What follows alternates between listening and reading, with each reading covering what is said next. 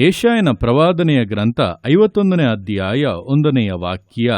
ಸದ್ಧರ್ಮ ನಿರತರಾದ ಯೆಹೋವನ ಭಕ್ತರೇ, ನನ್ನ ಮಾತನ್ನು ಕೇಳಿರಿ.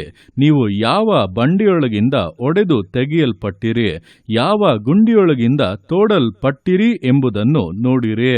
ಈ ವಾಕ್ಯದಲ್ಲಿ ಇಸ್ರಾಯೇಲ್ಯರಿಗೆ ತಮ್ಮ ಆರಂಭವನ್ನು ನೆನಪಿಸುವಂತೆ ದೇವರು ನುಡಿದಂಥ ಸಂಗತಿಗಳನ್ನು ವಿವರಿಸಲಾಗಿದೆ. ನೋಡುವಂಥ ಸಮಯದಲ್ಲಿ ಸದ್ಧರ್ಮ ನಿರತರಾದ ಯೆಹೋವನ ಭಕ್ತರೇ, ನನ್ನ ಮಾತನ್ನು ಕೇಳಿರಿ ಎಂಬುದಾಗಿ ಆರಂಭಿಸುತ್ತಾ ಇದ್ದಾರೆ. ಅಂದರೆ ದೇವರಿಂದ ರಕ್ಷಿಸಲ್ಪಟ್ಟು ಸದ್ಧರ್ಮಿಗಳಾಗಿ ದೇವರ ಮಾರ್ಗದಲ್ಲಿ ನಡೆಯುವವರಾಗಿ ಇರುವಂಥ ದೇವ ಜನರಿಗೆ ದೇವರು ಹೇಳುತ್ತಿರುವಂಥ ಮಾತುಗಳು. ನೋಡುವಾಗ ನೀವು ಯಾವ ಬಂಡೆಯೊಳಗಿಂದ ಒಡೆದು ತೆಗೆಯಲ್ಪಟ್ಟಿರಿ, ಯಾವ ಗುಂಡಿಯೊಳಗಿಂದ ತೋಡಲ್ಪಟ್ಟಿರಿ ಎಂಬುದನ್ನು ನೋಡಿರಿ ಎಂಬುದಾಗಿ ಹೇಳುತ್ತಾ ಇದ್ದಾರೆ. ಅಂದರೆ ನೀವು ಈಗ ಏನೋ ದೇವರ ಭಕ್ತರಾಗಿ ಸದ್ಧರ್ಮಿಗಳಾಗಿ ಒಳ್ಳೆಯ ಕಾರ್ಯಗಳನ್ನು ಮಾಡುತ್ತಾ ದೇವರ ಆಶೀರ್ವಾದಗಳನ್ನು ಅನುಭವಿಸುತ್ತಾ ವಾಗ್ದಾನ ದೇಶದಲ್ಲಿ ಸಂತೋಷವಾಗಿ ಜೀವಿಸುತ್ತಾ ಇದ್ದೀರಿ. ಆದರೆ ನಿಮ್ಮ ಆರಂಭವು ಅಷ್ಟು ಸುಂದರವಾಗಿ ದೇವರು ಮೆಚ್ಚುವ ಹಾಗೆ ಇರಲಿಲ್ಲ. ನೀವೊಂದು ಬಂಡೆಯೊಳಗಿಂದ ಒಡೆದು ತೆಗೆಯಲ್ಪಟ್ಟವರ ರೀತಿಯಲ್ಲಿ, ಗುಂಡಿಯೊಳಗಿಂದ ತೋಡಲ್ಪಟ್ಟವರ ರೀತಿಯಲ್ಲಿ ಇದ್ದೀರಿ ಎಂಬುದಾಗಿ ದೇವರು ಅವರಿಗೆ ಹೇಳುತ್ತಾ ಇದ್ದಾರೆ. ಅಂದರೆ ನಿಮ್ಮನ್ನ ವಿಮೋಚಿಸುವುದಕ್ಕಾಗಿ ನಾನು ಕ್ರಯವನ್ನ ಸಲ್ಲಿಸಿದ್ದೇನೆ, ಬಂಡೆಯನ್ನ ಒಡೆದು ನಿಮ್ಮನ್ನ ಹೊರಗೆ ತೆಗೆದಿದ್ದೇನೆ, ಗುಂಡಿಯಲ್ಲಿ ಹೂತು ಹೋದ ಹಾಗೆ ಇದ್ದಂತ ನಿಮ್ಮನ್ನ ತೋಡಿ ನಾನು ಹೊರಗೆ ತೆಗೆದಿದ್ದೇನೆ ಎಂಬುದಾಗಿ ದೇವರು ನುಡಿಯುತ್ತಾ ಇರುವಂಥದ್ದು. ಅದರ ನಂತರದಲ್ಲಿ ನೋಡುವಾಗ ಅಬ್ರಹಾಮನ ವಿಷಯದಲ್ಲಿ ದೇವರು ಹೇಳಿ, ಅಬ್ರಹಾಮನು ಒಬ್ಬನೇ ಇದ್ದಾಗ ನಾನು ಅವನನ್ನು ಕರೆದು ಆಶೀರ್ವದಿಸಿ ಸಂತಾನದಿಂದ ಹೆಚ್ಚಿಸಿದನಲ್ಲವೇ ಎಂಬುದಾಗಿ ನುಡಿಯುತ್ತಾ ಇದ್ದಾರೆ. ಅಂದರೆ ನೀವು ಹಾದು ಬಂದಂಥ ಹಾದಿ ಕೂಡ ಅಸಾಧ್ಯತೆಯ ಹಾದಿ, ಕೊರತೆಗಳ ಹಾದಿ, ಏನು ಇಲ್ಲದೆ ಇರುವಂತೆ ಎಲ್ಲ ಪರಿಸ್ಥಿತಿಗಳ ಮಧ್ಯದಲ್ಲಿ ಕೂಡ ಕೊರತೆಗಳನ್ನೇ ಅನುಭವಿಸುತ್ತಾ ಶೂನ್ಯತೆಯಲ್ಲಿದ್ದಂಥ ನಿಮ್ಮ ಜೀವಿತವನ್ನ ನಾನು ಆರಿಸಿಕೊಂಡು ಆಶೀರ್ವದಿಸಿ ಈ ಒಂದು ಹಂತಕ್ಕೆ ತಂದಿರುವಂಥದ್ದು. ಆದ್ದರಿಂದ ನನ್ನ ಕೃಪೆಯನ್ನ, ಪ್ರೀತಿಯನ್ನ ನೆನೆಸಿಕೊಂಡು ನನ್ನ ವಿಷಯದಲ್ಲಿ ಇನ್ನೂ ಆಸಕ್ತಿಯಿಂದ, ಇನ್ನೂ ಶ್ರದ್ಧೆಯಿಂದ ಸದ್ಭಕ್ತರಾಗಿ ಮುಂದುವರಿಯಿರಿ ಎಂಬುದಾಗಿ ದೇವರು ಸ್ಪಷ್ಟವಾಗಿ ನುಡಿಯುತ್ತಾ ಇದ್ದಾರೆ.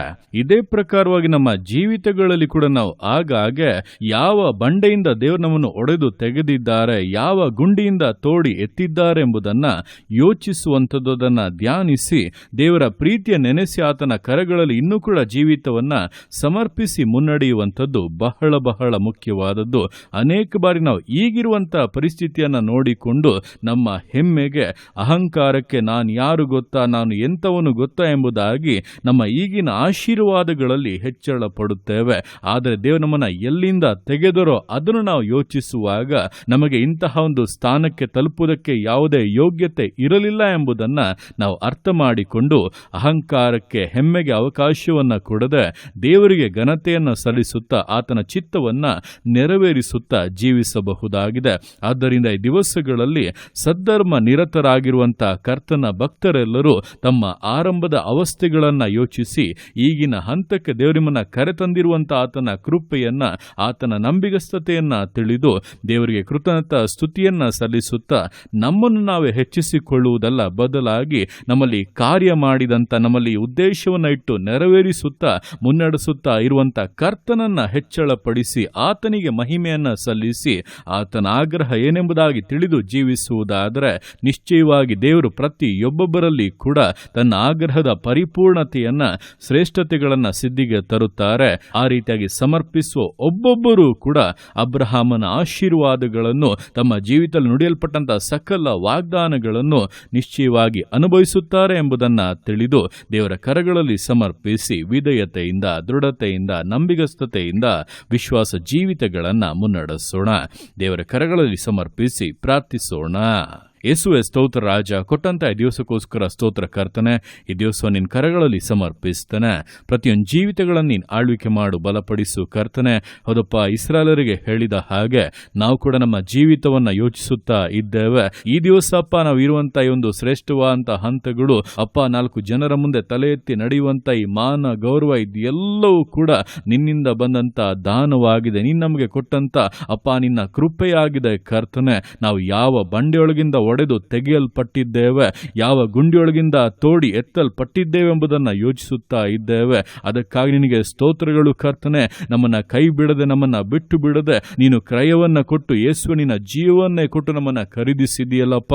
ಅದನ್ನು ಯೋಚಿಸಿ ನಿನಗೆ ಘನತೆಯನ್ನು ಸಲ್ಲಿಸುತ್ತಾ ಇದ್ದೇವೆ. ಒಬ್ಬೊಬ್ಬರ ಜೀವಿತಗಳಲ್ಲಪ್ಪ ನಿನ್ನ ಉದ್ದೇಶಗಳು ನೆರವೇರುವಂತೆ ಈ ದಿವಸಗಳಲ್ಲಿ ಕಾರ್ಯಗಳಪ್ಪ ನೆರವೇರಲಿ ಕರ್ತನೆ. ಸಮರ್ಪಿಸ್ತಾ ಇರುವಂಥ ಒಬ್ಬೊಬ್ಬರಲ್ಲೂ ಮಹತ್ ಕಾರ್ಯಗಳನ್ನು ಮಾಡು, ವಿಶೇಷವಾಗಿ ಆಶೀರ್ವದಿಸು, ಘನಪಡಿಸಪ್ಪ. ಸಕಲ ಬಾಧೆಗಳು, ಸಕಲ ಹೋರಾಟಗಳು, ಸಕಲ ವಿಧವಾದಂಥ ಶತ್ರುವಿನ ಕ್ರಿಯೆಗಳು, ಅವನ ಎಲ್ಲ ಕುತಂತ್ರಗಳು, ಅನಾರೋಗ್ಯಗಳು, ಬಲಹೀನತೆಗಳು, ತಡೆಗಳು ನೀಗಲಿ.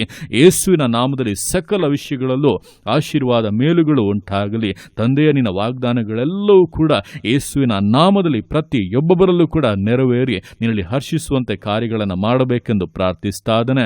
ನಿನ್ನ ಅರ್ಥವಾಗಿ ಮಾಡುವಂಥ ನಿನ್ನ ಪ್ರೀತಿಗೋಸ್ಕರ, ಕೃಪೆಗೋಸ್ಕರ ಅಪ್ಪ ಯೇಸುವಿನ ನಾಮದಲ್ಲಿ ನಿನಗೆ ಘನತೆಯನ್ನು, ಸ್ತೋತ್ರಗಳನ್ನು ಸಲ್ಲಿಸುತ್ತಾ ಇದ್ದೇವೆ. ಪ್ರತಿಯೊಂದು ಜೀವಿತಗಳನ್ನು ಅಪ್ಪ ನಿನ್ನ ಕರಗಳಲ್ಲಿ ಸಮರ್ಪಿಸ್ತಾ ಇದ್ದಾನೆ. ಆಶೀರ್ವದಿಸು, ಮಾನಿಸು, ಘನಪಡಿಸು.